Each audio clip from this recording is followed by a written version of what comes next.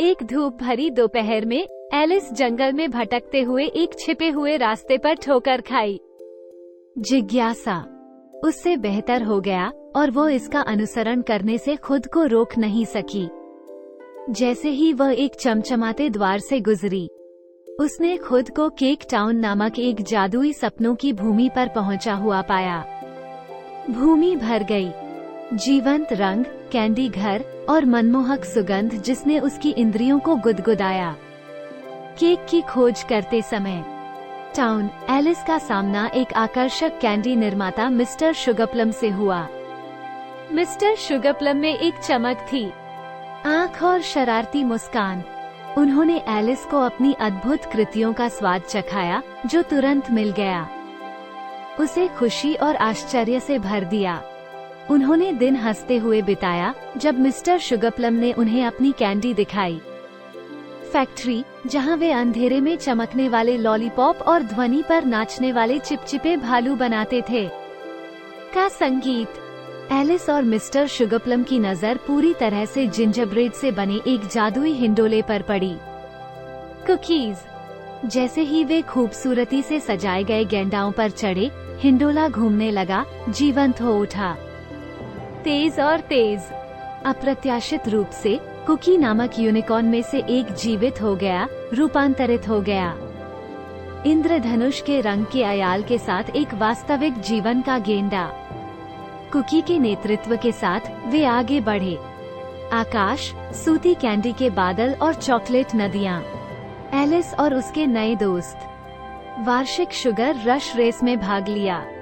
Candy बेंत के जंगलों और मार्शमेलो के माध्यम से दौड़ क्षेत्रों में उन्होंने कपकेक क्वीन, जेलीबीन बाजीगर और जैसे जीवंत पात्रों के खिलाफ प्रतिस्पर्धा की।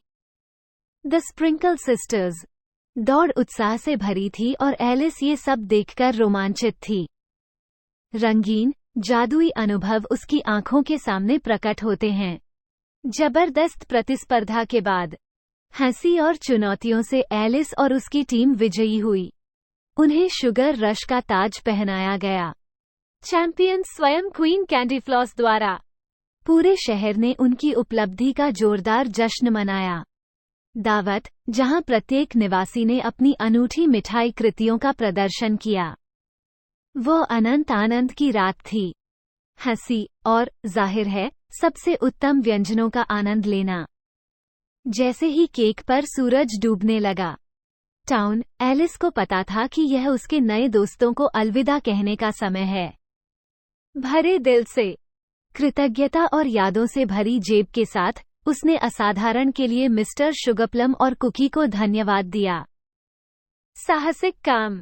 उन्होंने उसे आश्वासन दिया कि यदि वह कभी चाहेगी तो केक टाउन हमेशा उसका स्वागत करेगा। वापस करना। वास्तविक दुनिया में लौटते हुए एलिस ने केक टाउन और की जादुई यादें संजो कर रखीं। उसके पास रंगीन अनुभव थे। हर रात जैसे ही वह सोने के लिए चली जाती, वह एक बार फिर मिल जाती। वो स्वयं कैंडी घरों, नाचते चिपचिपे भालू और कोमल की मनमोहक भूमि में घूम रही है। यूनिकॉर्न एक अनुस्मारक की सपने उतने ही मधुर और जीवंत हो सकते हैं जितना उसने कल्पना करने का साहस किया था। समाप्त।